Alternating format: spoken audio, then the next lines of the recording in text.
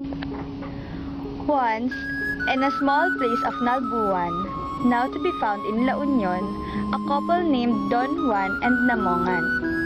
Don Juan left for the mountains to defeat against an evil tribe of Igorots.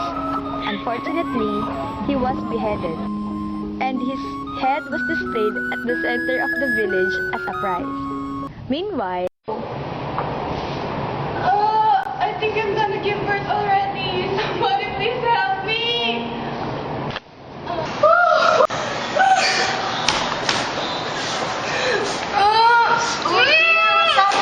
I'm giving birth. I'm giving birth. I'm giving birth.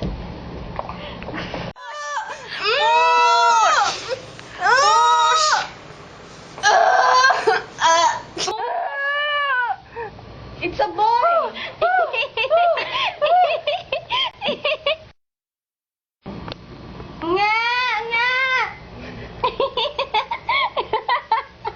you can call me Lamang.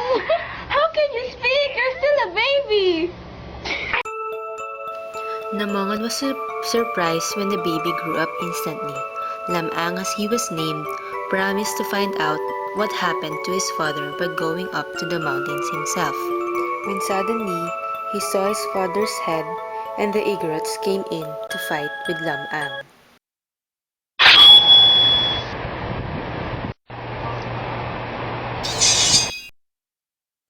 Round 1. Fight!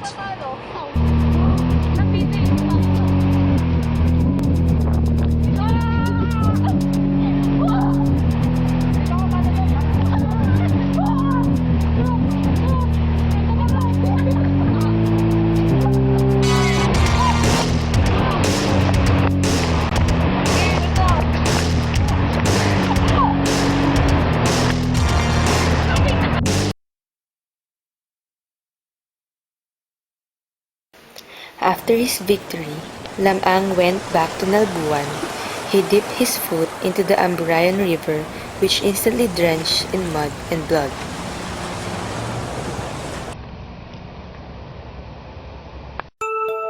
After that, he went to Ines Canoyan's house. Ines Canoyan, a beautiful young lady, because of Ines' splendid beauty, men of different stature were dumbfounded with her. Lamang, because of his passionate love for her, fought Sumarang to win Ines' heart.